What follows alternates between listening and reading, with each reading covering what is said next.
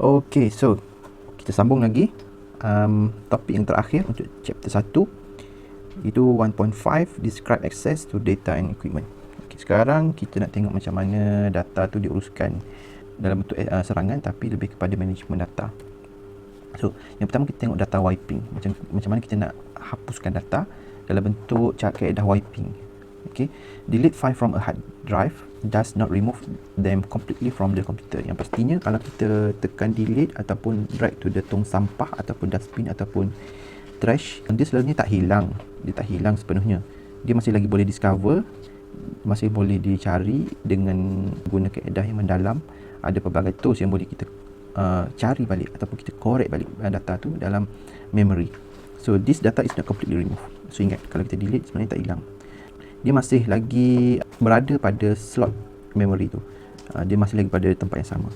Kalau kita overwrite, barulah dia hilang sepenuhnya overwrite. So teknik overwrite yang pertama itu teknik overwrite. Tapi overwrite kita akan letakkan data yang baru. Itu masalah dia. Kita tak menghilangkan data baru tu. Kita hanya menghilangkan data yang lama. Data yang baru mungkin data baru tu juga terdedah.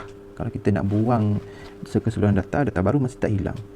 So macam mana kita nak buat wipe ni? Kita guna kaedah wipe dengan erti kata lain, wipe ni adalah fully erase. Kita fully erase. Dia ada special tools, special software yang kita boleh gunakan low format, yang mana dia akan drill ke semua memory slot supaya dengan software tu supaya slot-slot tadi tidak menyimpan apa-apa archive, apa-apa single data yang berkaitan dengan data yang kita hapuskan tadi. Data wiping ni dia boleh menyelamatkan physical hard drive kita ataupun pen drive kita ataupun apa-apa storage kita, kecuali cloud lah. Cloud kita tak ada lah data wiping sebab cloud kita punya physical storage tu tidak berada pada dengan kita. Jadi yang menguruskan cloud tu yang akan melakukan data wiping. So ada kaedah, dia ada kaedah sendirilah. Kalau kita yang memegang barang ataupun hard drive tu, storage kita tu, tak kisah dia adalah pen drive ke, hard drive ke ataupun portable drive ke, terpulang kepada kita nak guna data wiping untuk menghilangkan data tu. Tapi yang pastinya kita masih boleh menggunakan hard drive tu sebagai storage yang baru. So dia menggunakan data wiping menggunakan software base. Dia menggunakan kaedah override. So dia software tu boleh override data-data tadi, tapi bukan dengan data yang baru lah. Okey, benda-benda ni kita nak elakkan daripada menghancurkan physical hard drive tu, physical storage. Kita tak nak bazirkan duit, nak menambah cost kepada kita punya storage. Jadi kita boleh guna data wiping, tapi untuk beberapa tempoh lah. Dia ada tempoh yang tertentu sebab storage ni ada cycle time. So cycle time tu untuk memory diulang.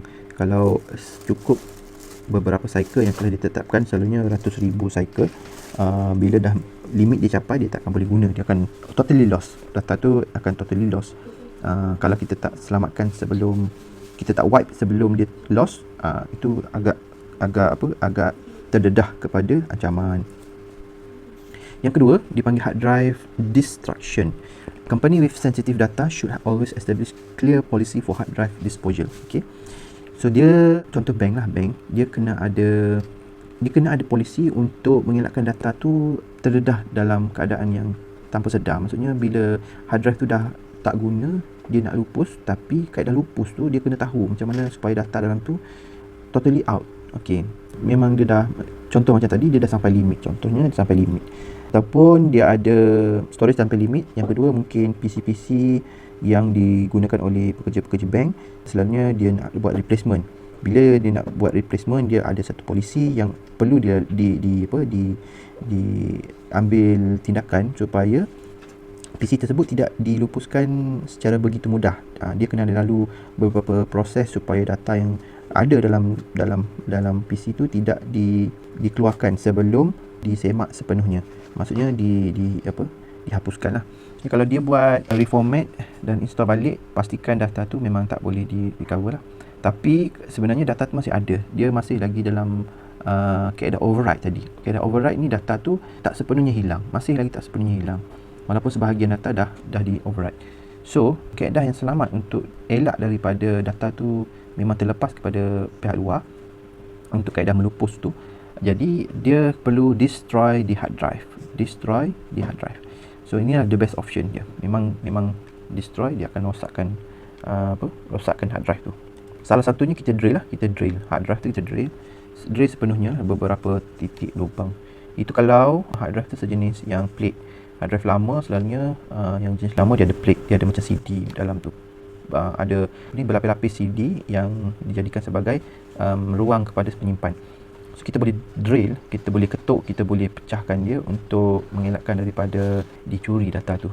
Tapi data, ni claiming daripada data forensik, data can still be recovered using advanced data forensic software. So kalau kita tak buat dengan betul, kita ketuk ke apa ke, bakar ke, meletup ke, dia tak hancur sepenuhnya, masih lagi sebenarnya boleh dicari data tu, walaupun sebahagiannya dah pecah ataupun sebahagiannya dah ditebuk lubang.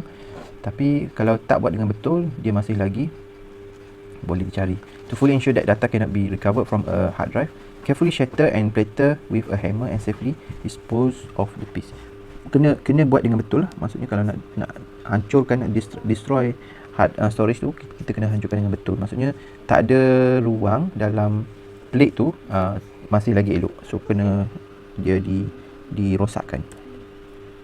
Okey, antara lain kita boleh guna shredding. Ni memang hancur terus lah, shredding. Okey, tu memang, ataupun dia panggil shatter the plater. Shatter, dia kena hancurkan terus.